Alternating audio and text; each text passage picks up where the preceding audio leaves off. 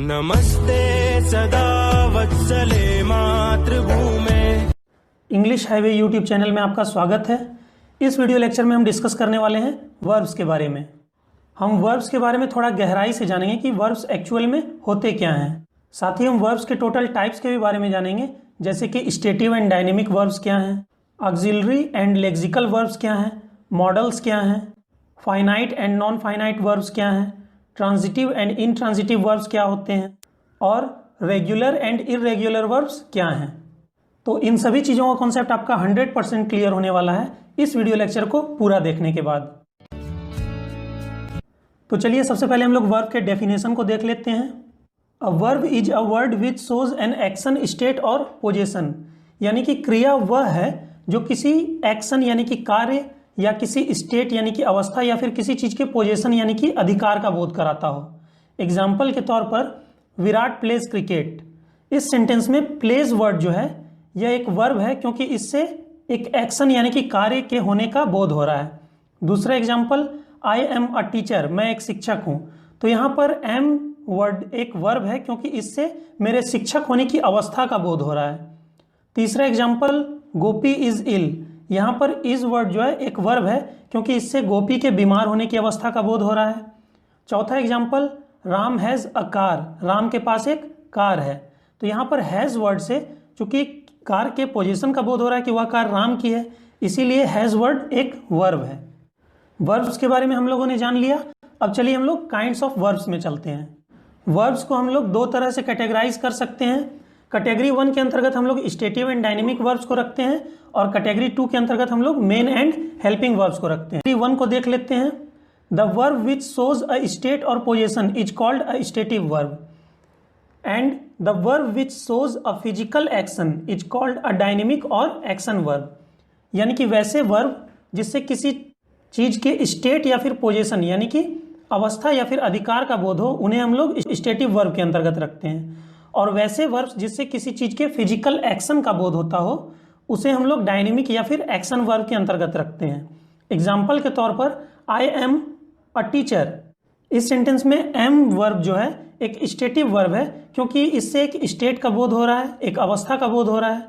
दूसरा example, Gopi is इल। यहाँ पर भी इज वर्ड जो है एक स्टेटिव वर्ब है, क्योंकि इससे भी गोपी के बीमार होने की अवस्था का बोध हो रहा है। लेकिन आई प्ले क्रिकेट, यहाँ पर प्ले वर्ब जो है एक डायनेमिक वर्ब है, क्योंकि इससे क्रिकेट खेलने का बोध हो रहा है, जिसमें एक फिजिकल एक्शन निहित है। सी इज कुकिंग, यहाँ पर भी कुकिंग वर्ड जो है एक डायनेमिक वर्ब है। आई लाइक चॉकलेट, मुझे चॉकलेट पसंद है। तो क्या मैं कोई काम कर रहा हूँ, कोई फिजिकल एक्शन कर रहा हूँ? नहीं। 2 को देखिए, जिसके अंतर्गत मेन एंड हेल्पिंग वर्ब्स आते हैं। The verb which is of main importance in the sentence is called the main verb. जैसे आई रीड, इस सेंटेंस में रीड वर्ब का मेन इंपॉर्टेंस है, इसीलिए यह एक मेन वर्ब है। दूसरा एग्जाम्पल, राम इज प्लेइंग। अब यहाँ पर इज और प्लेइंग दो वर्ब्स हैं, लेकिन प्लेइंग वर्ब का मेन इंपॉर्टेंस है, इसीलिए ये मेन वर्ब है। राम इज इल, अब यहाँ पर तो एक ही वर्ब है इज, इसीलिए इसी की इंपॉर्टेंस होगी, इसीलिए इज वर्ब जो है यहाँ पर मेन वर्ब है। दे वर एब्सेंट, वे लोग अनुपस्थित थे। अब यहाँ पर एक ही वर्ब है वर्ब, इसीलिए यहाँ पर सिर्फ इसी की इंपॉर्टेंस होगी, इसीलिए वर्ब जो है यहाँ पर एक मेन वर्ब है। मेन वर्ब को हम लोग प्रिंसिपल वर्ब या फिर ऑर्डिनरी वर्ब या फिर लेक्सिकल वर्ब्स भी कहते हैं, जिसका कि हिंदी में अर्थ होता है मुख्य क्रिया। अब चलिए हम लोग हेल्पिंग वर्ब्स को देख लेते हैं, जिसको कि ऑक्सिलरी वर्ब भी कहा जाता है, जिसका अर्थ होता है सहायक क्रिया। The verb which helps the main verb to form a tense, voice or mood is called a helping verb.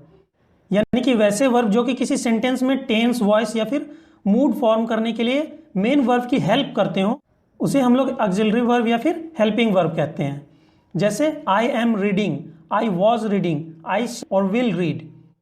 In sentences में एम, वॉज, शैल, विल ये सब वर्ब्स जो हैं हेल्पिंग वर्ब्स हैं, क्योंकि ये मेन वर्ब रीडिंग की help कर रहे हैं टेंसेस फॉर्म करने में। आई एम रीडिंग, मैं पढ़ रहा हूँ, प्रेजेंट टेंस में है। आई वॉज रीडिंग, मैं पढ़ रहा था, पास्ट टेंस में है।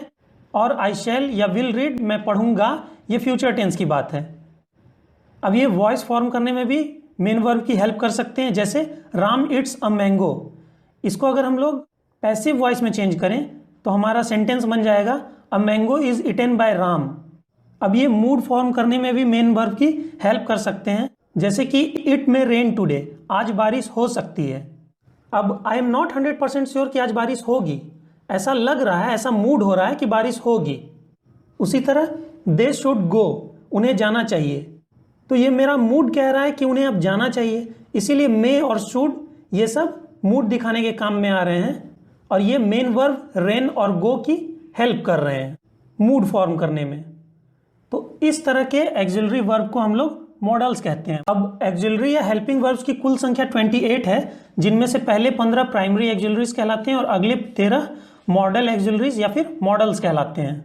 इनमें से be, being, been, is, am, are, was, were ये वर्ब टू बी के डिफरेंट फॉर्म्स हैं।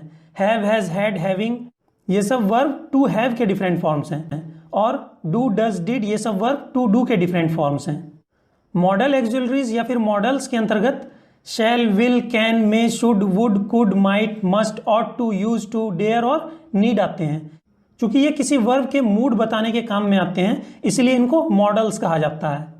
मॉडल्स के बारे में डिटेल से जानने के लिए एक अलग वीडियो लेक्चर बनाई जाएगी, क्योंकि यह एक बहुत ही इंपॉर्टेंट टॉपिक है।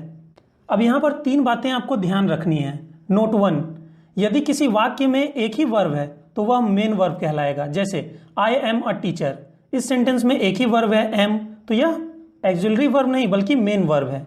सी इज इल, यहाँ पर भी एक ही वर्ब है इज, इसलिए यह मेन वर्ब है, एक्सिलरी वर्ब नहीं है। अब आई हैव अ कार, यहाँ पर भी एक ही वर्ब हैव है, इसलिए यह भी एक मेन वर्ब है, एक्सिलरी या फिर हेल्पिंग वर्ब नहीं है। नोट 2, यदि किसी वाक्य में 2 या 2 से अधिक वर्ब्स एक साथ हैं तो सबसे अंत में आने वाला वर्ब मेन वर्ब कहलाएगा और अन्य वर्ब्स हेल्पिंग वर्ब्स कहलाएंगे। जैसे I am reading a book, मैं एक किताब पढ़ रहा हूँ, यहाँ पर रीडिंग मेन वर्ब है और एम हेल्पिंग वर्ब है। It has been raining since morning, सुबह से बारिश हो रही है, तो यहाँ पर रेनिंग मेन वर्ब है और हैज़ और बीन हेल्पिंग वर्ब्स हैं।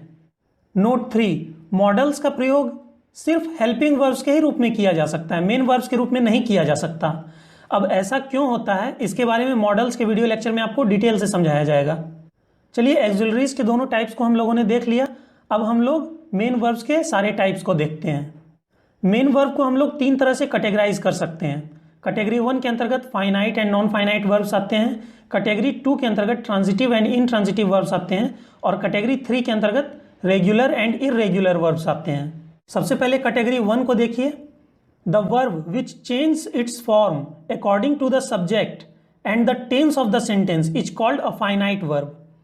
यानी कि वैसे वर्ब्स जो कि सेंटेंस के सब्जेक्ट या फिर टेंस के अनुसार अपने फॉर्म को चेंज कर लेते हैं, अपने रूप को चेंज कर लेते हैं, वैसे वर्ब को हम लोग फाइनाइट वर्ब कहते हैं।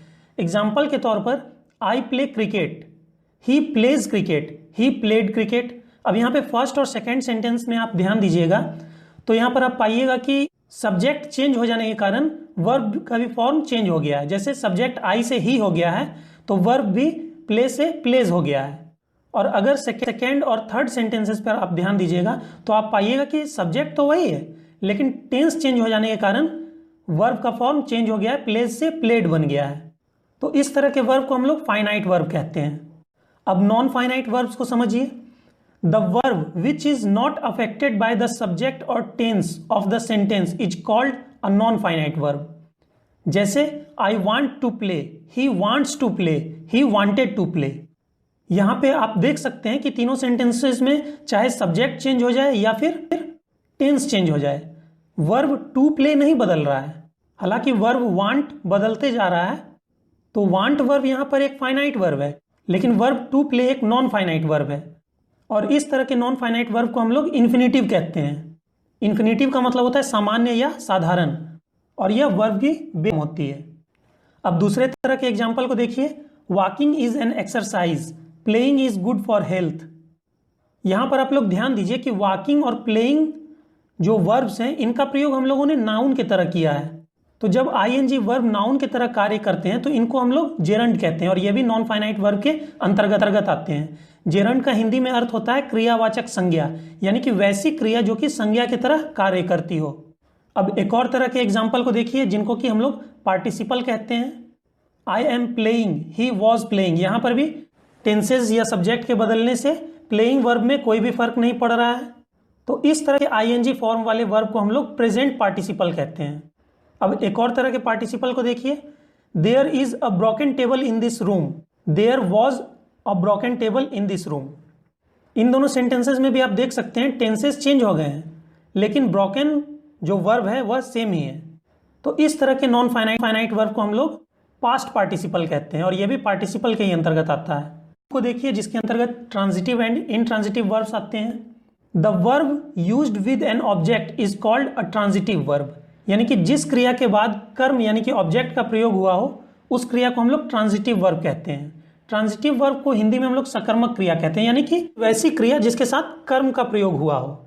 एग्जाम्पल के तौर पर ही इट्स राइस, यहाँ पर इट्स वर्ब जो है एक ट्रांजिटिव वर्ब है क्योंकि इसके बाद एक ऑब्जेक्ट राइस आया है। आई लव माई कंट्री, यहाँ पर लव वर्ब जो है एक ट्रांजिटिव वर्ब है क्योंकि इसके बाद एक ऑब्जेक्ट माई कंट्री आया है। Ram is reading a book, यहाँ पर भी रीडिंग वर्ब जो है एक ट्रांजिटिव वर्ब है क्योंकि इसके बाद एक ऑब्जेक्ट बुक आया है। अब इनट्रांजिटिव वर्ब को समझिए जिसको कि हम लोग अकर्मक क्रिया कहते हैं। अकर्मक मतलब वैसी क्रिया जो कि कर्म के बिना आई हो, यानी कि विदाउट ऑब्जेक्ट आई हो। The verb used without an object is called an intransitive verb. जैसे ही इट्स, वह खाता है, यहाँ पर इट्स वर्ब के बाद कोई भी ऑब्जेक्ट नहीं आया है, इसीलिए इट्स वर्ब यहाँ पर एक इनट्रांजिटिव वर्ब है। राम इज रीडिंग, राम पढ़ रहा है, यहाँ पर भी रीडिंग वर्ब के बाद कोई भी ऑब्जेक्ट नहीं आया है, इसलिए रीडिंग वर्ब यहाँ पर इनट्रांजिटिव वर्ब है। दे गो टू स्कूल, वे लोग विद्यालय जाते हैं, यहाँ पर भी गो वर्ब के बाद कोई भी ऑब्जेक्ट नहीं आया, इसलिए गो वर्ब एक इनट्रांजिटिव वर्ब है। ध्यान दीजिए टू स्कूल जो है एक ऑब्जेक्ट नहीं बल्कि कंप्लीमेंट है। आई रन फास्ट, मैं तेज दौड़ता हूँ, यहाँ पे भी रन वर्ब के बाद कोई भी ऑब्जेक्ट नहीं आया है। फास्ट जो है एक एडवर्ब है, इसीलिए रन वर्ब यहाँ पर एक इनट्रांजिटिव वर्ब है। अब एक बात हमेशा ध्यान रखिए कि कुछ ऐसे वर्ब्स हैं जिनके बाद ऑब्जेक्ट्स कभी भी नहीं आते हैं और वे हमेशा इनट्रांजिटिव वर्ब के रूप में प्रयुक्त होते हैं, जैसे गो, कम, सिट, स्लिप, डाई एटसेट्रा। अब कैटेगरी नंबर 3 को देखिए जिसके अंतर्गत रेगुलर एंड इररेगुलर वर्ब्स आते हैं। रेगुलर वर्ब्स को हम लोग नियमित क्रिया कहते हैं। जिस वर्ब के सेकेंड और थर्ड फॉर्म यानी कि पास्ट फॉर्म और पास्ट पार्टिसिपल फॉर्म को डी या ईडी लगाकर बनाया जा सकता है उसे हम लोग रेगुलर वर्ब्स यानी कि नियमित क्रिया कहते हैं, क्योंकि वे डी या ईडी लगने के नियम का पालन करते हैं। जैसे play, played, played, laugh, laughed, laughed. इस तरह के वर्ब के पास्ट फॉर्म और पास्ट पार्टिसिपल फॉर्म को आप लोग देख सकते हैं कि सिंपली ईडी जोड़कर बना दिया गया है। तो इस तरह के वर्ब को हम लोग रेगुलर वर्ब्स कहते हैं। अब इररेगुलर वर्ब्स को समझिए जिसको कि हम लोग अनियमित क्रिया कहते हैं। जिस वर्ब के सेकेंड और थर्ड फॉर्म को डी या ईडी लगाकर नहीं बनाया जाता है उसे हम लोग इररेगुलर वर्ब्स कहते हैं। जैसे go, went, gone, eat, ate, eaten. यहाँ पर आप देख सकते हैं कि तीनों फॉर्म्स अलग हैं। Bring, brought, brought, buy, bought, bought. यहाँ पर आप लोग देख सकते हैं कि सिर्फ 2 ही फॉर्म्स सेम हैं। Cut, cut, cut, put, put, put. यहाँ पे भी आप देख सकते हैं कि तीनों फॉर्म्स सेम हैं, लेकिन इनके पास्ट फॉर्म और पास्ट पार्टिसिपल फॉर्म को डी या ईडी लगाकर नहीं बनाया गया है। तो इस तरह के वर्ब को हम लोग इररेगुलर वर्ब्स के अंतर्गत रखते हैं। अब इररेगुलर वर्ब्स के सेकेंड और थर्ड फॉर्म को बनाने के लिए इंग्लिश ग्रामर में कोई नियम नहीं है। हालांकि इररेगुलर वर्ब्स टोटल वर्ब्स के 3 या 4% ही हैं, तो अगर हम इन 3 या 4% वर्ब्स को सीख लें तो हमारा काम बहुत ही आसान हो जाएगा। तो हमारी अगली वीडियो लेक्चर में आप इन्हीं इररेगुलर वर्ब्स के बारे में सीखने वाले हैं।